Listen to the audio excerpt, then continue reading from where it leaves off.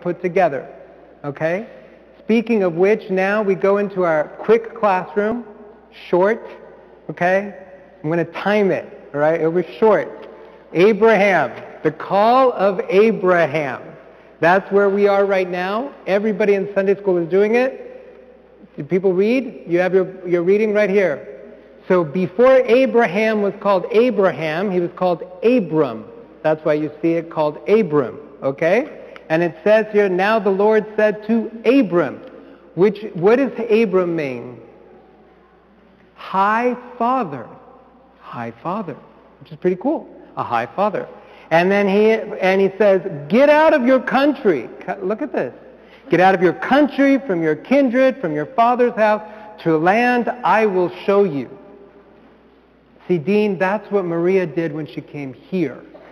She left your country in Houston and came to the Longhorns, okay?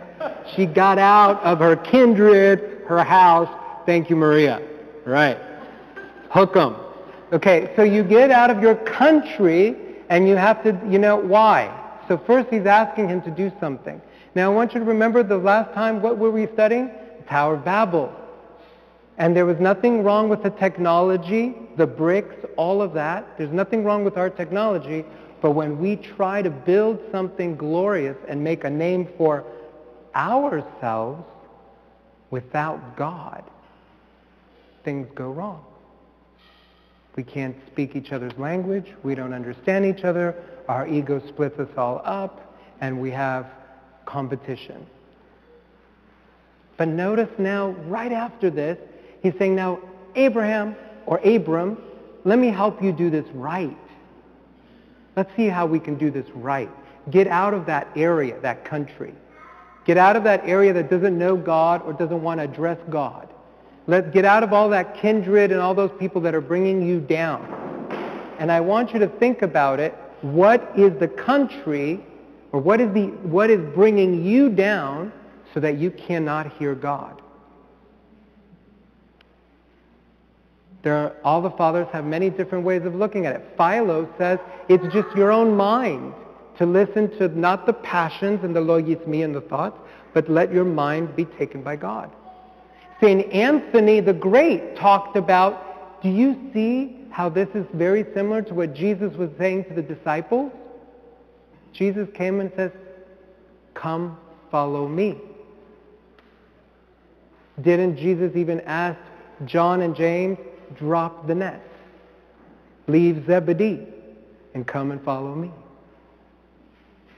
We all at one point or another, do we not hear God's voice that says, come here, wherever the here is?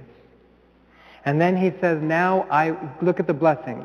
I will make you a great nation. Wow. I will bless you and make your name great. So as opposed to the Tower of Babel, where they were trying to make a name for themselves, he goes, let me make your name great. Because it's me in you that will make your name great. And make your name, and you shall be then a blessing to other people.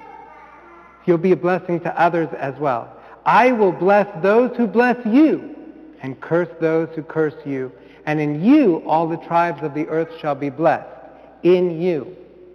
This is why Abraham is called what? Father Abraham. And in this one man, we see that all the nations are supposed to come together.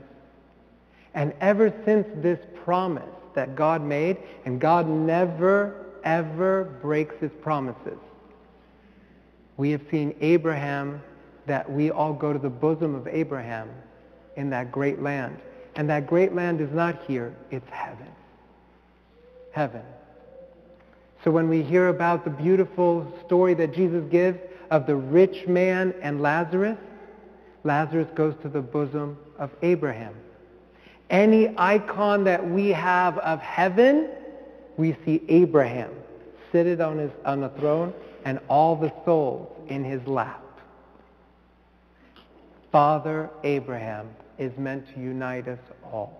In other words, it's really Jesus Christ who fulfills it and makes us one, but he made his promise to Abraham. And if we do what even the epistle said, we hear God's voice and have faith, we follow. And so then Abram, right, where was he? Abram departed as the Lord said to him, and Lot went with him. Cool, because Lot was the nephew, and Lot wanted to go. So a lot of times our family members want to join. Now Abram was 75, right? When he departed from Haran, and he took his wife Sari. Later she'll be called Sarah. Do you know what Sari or Siri? It's not Siri, but something, you know. I don't know. It looks like Sarai, but I looked it up and it's not, I don't know. One could say, so how about Siri? Whatever. But anyway, so she means, what does that name mean? Get this, ladies. You're going to love this. High princess. All right? Not even just princess, the high. So we have the high father, and he's married to the high princess. It's not bad. All right? That's what I said to my wife on the wedding day. I said, hi, my princess. All right. So now they come to the land of Canaan. Abram passed through this land. They go to Shechem, which is important. The journey, there is a journey here. You will notice other people in the Old Testament will have the same journey. And this journey is important because these places of worship are important in the Old Testament. But look, Abram passes the land place of Shechem. As far as the oak of Morah, we're going to hear about all that later. The Canaanites were then in the land. Then the Lord, look at this. If you are willing to hear God, one, then you're willing to trust and have faith in him and follow, meaning travel and follow him. Two, then it says, Abram passed through the land of Shechem. Then it says, then the Lord appeared to Abram and said. So notice three, then after we act out God's voice in us and through the Bible, he says, to your seed I will give this land. There will be an inheritance. Notice this. Remember when I gave you communion? And after Holy Communion, one of the last prayers I say, I hold up the body and blood of Jesus, I do the sign of the cross, and I said, save, O Lord, your people, and bless your inheritance. You are that seed of Abram.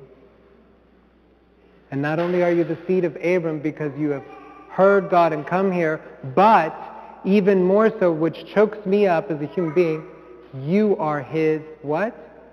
Inheritance. That's a big deal.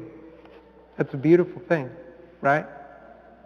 So then he goes and so Abram does what? He built an altar. What did we do? We built an altar, a church. And what did we do with it? We consecrated it to God. And it is at the altar that we meet God. When God appears to anyone in the Old Testament, immediately they build an altar. And they say, this is an opening to heaven. This is where God appeared to me. Let it be that way always. And they consecrate it to God. Isn't that beautiful? Where's your altar? It's right here. And whatever else, where else is it in your life? Okay. So then he continues to journey, and they go and they pitch their tent and so forth. And then something interesting happens. Okay, I'm going to wind it up. They're in this land. Then there's what? What happens?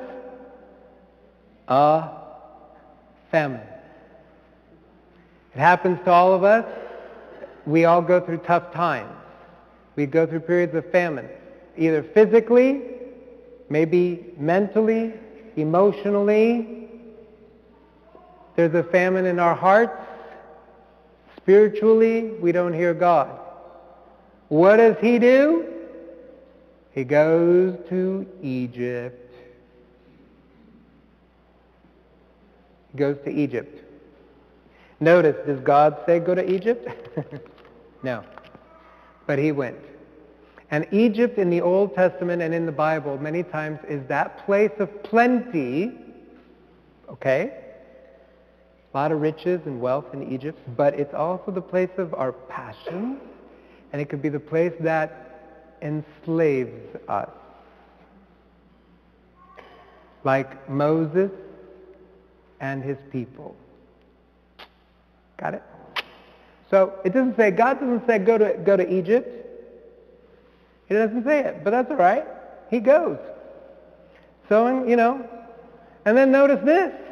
So look at it. Okay, so Abram is 75. His wife, how old is Sari, whatever? How old is Sari? She's 65. Can I tell you something about the Bible? 65 is the new 25.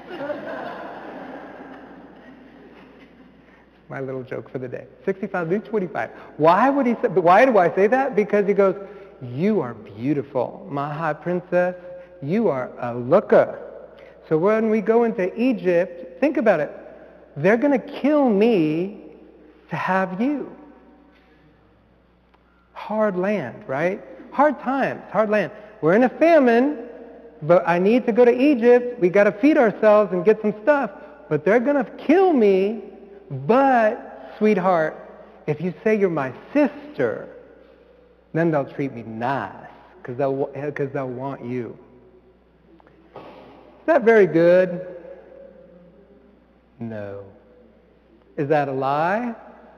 Yes. See, you seem like getting my Joel Osteen going. Yes, it's a lie, and we're not really supposed to, but we do these things. We do these human things.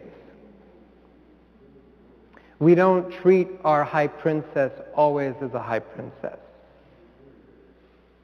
We don't always trust in God. And we try to figure out how to save ourselves and feed ourselves without God. But God still promised to be with Abram. And so even though when he went down to Egypt, God was with him. And of course, Pharaoh, the high guy, loved how beautiful that high princess looked. And he gives to Abram all these wonderful things, ox, cattle, everything you could think of that we would like today. Give me your sister and I'll take care of you. And Abram goes right ahead. Okay. Now, because Abram is now in a lie, God will work around Abram to save him. And before something terrible can happen to Sarah, because Sarah is supposed to fulfill God's command, he will protect Sarah.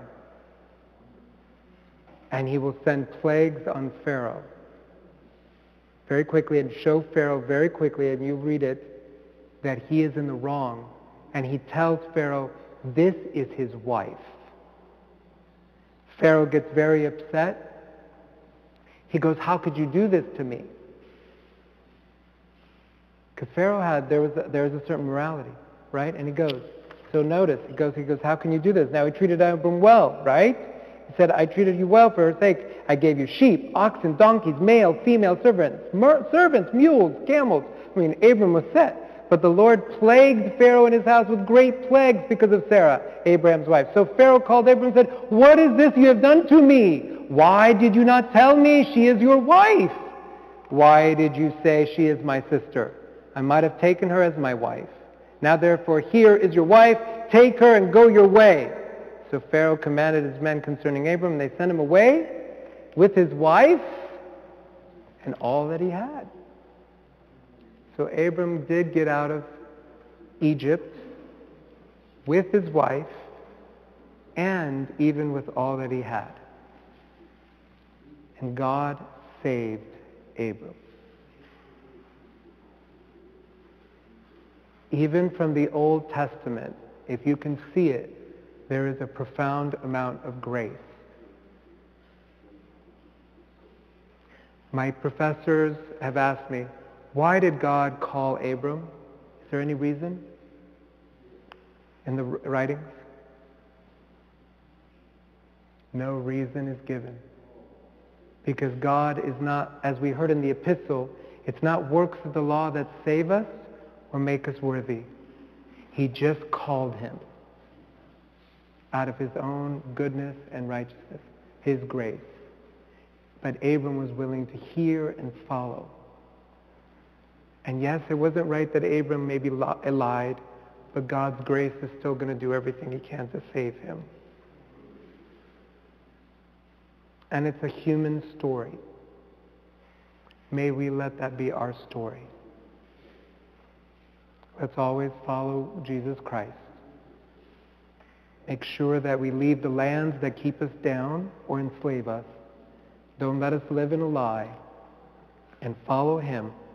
Because Abram, the high father, becomes Abraham, the father of many nations. And Sarah, the high princess, will become Sarah, the mother of a multitude or many nations. Name the Father, the Son, and the Holy Spirit. God bless y'all, all y'all, and have a wonderful week.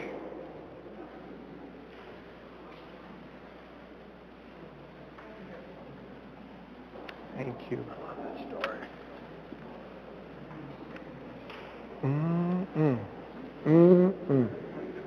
Oh, you're my dance teacher.